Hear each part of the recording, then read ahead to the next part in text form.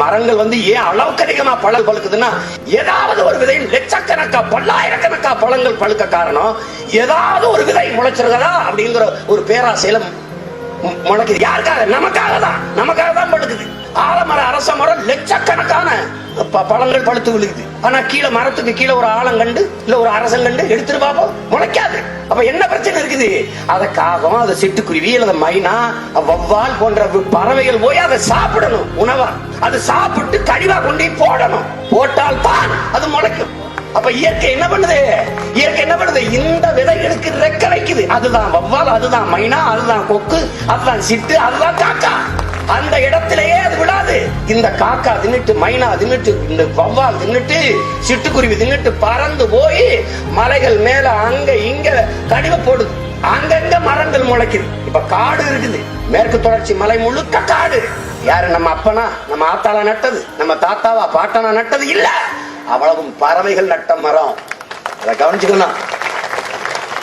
இந்த பறவைகள் நட்ட மரம். அதை பாதுகாத்தது யார்? புலி, சிங்கம், யானை, கரடி, குரங்கு, மலைப்பாம்பு, இந்த வண்டுகள், பூச்சிகள் தான் அந்த காடுகளின் காவலர்கள்.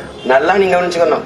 ஏன் அந்த காடுகள் குளிராக இருக்கிறதுனாலதான் குளிர்ந்து மேலே போகிற நீராவி அப்படி மேகமா போற அந்த மேகம் அங்க போய் படுக்குது.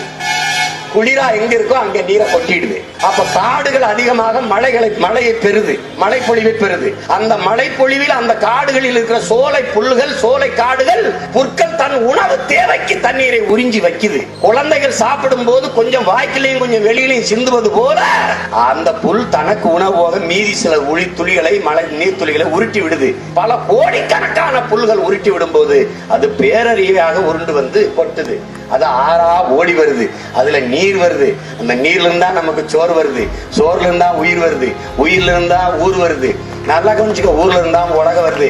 எனவேதான் நீரின்றி அமையாது உலகு, எனில் யார் யாருக்கும் வானின்றி அமையாது ஒழுக்கு என்று தமிழர் மறைபாடு. இப்ப சிட்டுக்குருவி செத்துருச்சு, காக்கை செத்துருச்சு, எல்லாம் செத்துருச்சு. தண்ணியில எங்க தீருக்க? அது சபிச்சுட்டு செத்துருச்சு. நாசமா போங்கடான்னு சொல்லிடுச்சு.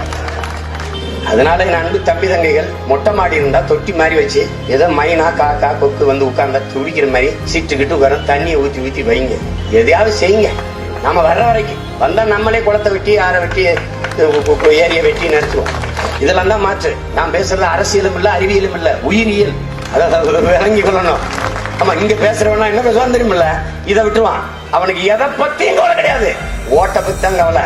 நீனு ஒரு உயிர் கிடையாது, அவனுக்கு ஒரு ஓட்டு. அப்ப அதை பத்தி என்ன கவலைப்படுவான்? உனக்கு மிக்சி தந்துடுறேன், உனக்கு கிரைண்டர் தந்துடுறேன், உனக்கு ஸ்கூட்டிக்கு 50 விழுக்காடு மானியம் தந்துடுறேன், உனக்கு லேப்டாப் தந்துடுறேன், சைக்கிள் தந்துடுறேன். நான் என்ன தரணும்? ஓட்ட போட்டுறணும். ஐயா ராஜா, ஹெச் ராஜா, சீமான் என்ன விஞ்ஞானியாங்க பாரு. ஹைட்ரோ கார்பன் வேணாம், மீத்தேன் வேணாம்னு சொல்றதுக்கு விஞ்ஞானி தேவையில்லையே, விவசாயி போதும். வாழ்வதற்கு ஏதுவான பூமியாக உன் பிள்ளைக்கு வைக்கக்கூடாத. பாதுகாப்பான சுற்றுச்சூழல், சுவாசிக்க நல்ல காற்று, குடிக்க தூய குடிநீர் வைக்கணும்டா பூமியில. ஓடி ஓடியா பணத்தை வச்சு பணத்தை யாரா திங்கி? மண்ணுக்கு அரசியல் செய்து மண்ணை காப்பாற்றாது அதில் வாழ்கிற ஒரு உயிரினமான மனிதனை காப்பாற்ற முடியாது. இது சத்தியம். நாங்க சொல்றது உண்மையிலேயே மனிதர்களை வாழ வைப்பதற்கான அரசியல். பிள்ளைகளுக்கு சொல்லுவோம், இந்த ஆள் வந்தா கொஞ்சம் சரியா இருக்கும் நினைச்சா போடட்டும், இல்லைன்னா போகட்டும்.